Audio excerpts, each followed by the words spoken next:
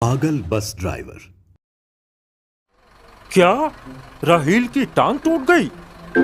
मगर कैसे? कल तो वो ठीक था। तो क्या मैं आपसे झूठ बोल रहा हूँ? चलना है शहर तो बैठ जाएं बस में, वरना करते रहें इंतजार राहील का, वो नहीं आएगा। ये सुनकर सब मुसाफिर परेशान थे। वो रोज राहील की बस में सफर किया करते थे, लेकिन आज उसकी जगह असद बस लेकर आया था, जो अपने आप को राहील का भाई कह रहा था। पहले तो वो घबराए, मगर एक एक करके बस में बैठ गए।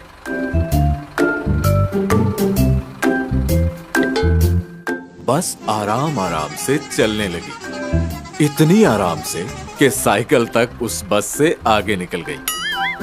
ओ भाई, आप थोड़ा तेज चला लो, मुझे जल्दी शहर पहुंचना है। जल्दी का काम शैतान का होता है जनाब। आपको जल्दी है तो आप किसी और बस में बैठ जाएं। आप सबकी हिफाजत मेरी जिम्मेदारी है। कुछ देर बाद जंगल में कुछ लोग खड़े हुए नजर आए। उन्होंने बस को रोका और उनमें से एक आदमी बोला, भाई, हम बारात लेकर वापस जा रहे थे कि रास्ते में हमारी गाड़ी खराब हो गई। क्या आपकी बस में जगह है? जगह ही जगह है जनाब। आप अंदर बैठ जाएं और औरतों को ऊपर बिठा दें। क्या ये क्या कह रहे हो तुम? मेरी बेटी, बीवी और बहू बस की छत पर सफर करेंगे क्या? जी हाँ, मेरी बस में खवातीन के लिए पर्दे का अलग इंतजाम है और ये इन्हीं की सेफ्टी के लिए है जनाब। अरे ये कैसी सेफ्टी है भाई? अगर जगह नहीं है तो हम ऊपर बैठ जाएंगे, तुम हमारी सीटें इन्हें दे दो। ये कहकर वो सब बस में बैठ गए और बस तेज तेज चलने लगी। या अल्लाह, मेरे मालिक ये मुसीबत में फंसा दिया। इतने में बस तेजी से एक ट्रेन के सामने से गुजरी।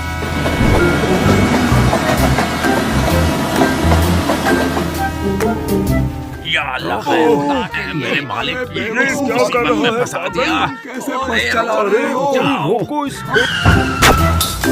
और ऊपर बैठा दूल्हा सड़क किनारे दरख्त के ऊपर लटका रह गया। दूल्हे को लटका देखकर उसकी बीवी बेहोश हो गई। लोगों के शोर मचाने पर असद ने बस रोकी और सब लोग असद को बोलने लगे। एक औरत बोली, देखकर नहीं चला सकते तुम?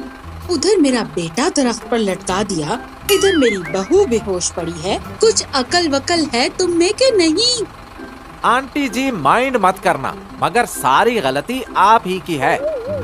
अगर ट्रेन की वजह से बस को इंतजार करना पड़ता तो कितना वक्त जाया होता। तभी मैंने तेजी से बस को निकाला और ये आपका बेटा बंदर की तरह दरख्त से झूलने लग गया। अगर बचपन में इसे किसी पार्क में ले गई होती तो ये ऐसे झूले ना झूल रहा होता। अब रुको, मैं ही कुछ करता हूँ। ये कहकर वो एक बड़े एयर बलून में हवा भरने लगा। ओ भाई, ये किन कामों में पड़ गए हो तुम? बस को पीछे ले आओ, मैं खुद उस पर चढ़ जाऊंगा। ज्यादा वक्त जाया मत करो। वक्त जाया करने की बातें तुम्हारे मुंह से अच्छी नहीं लगती। अगर तुम्हें वक्त का इतना ख्याल होता तो दरख्त पर झूले ना लेने लग जाते तुम। अब आगे जाकर जंपिंग का दिल ना करने लग जाए तुम्हारा। बस इसीलिए ये बलून भर रहा हूँ। दूल्हा चीखता रहा, लेकिन असद आराम से हवा भरता रहा।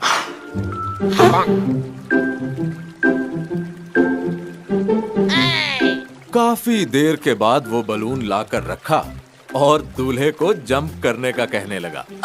दूल्हे ने जैसे ही जंप किया तो वो उछलकर पास वाले तालाब में जा गिरा और उसके सारे कपड़े खराब हो गए। असद दूल्हे की हालत देखकर हंसते हुए बोला, अरे वाह, एक टिकट में डबल मजा।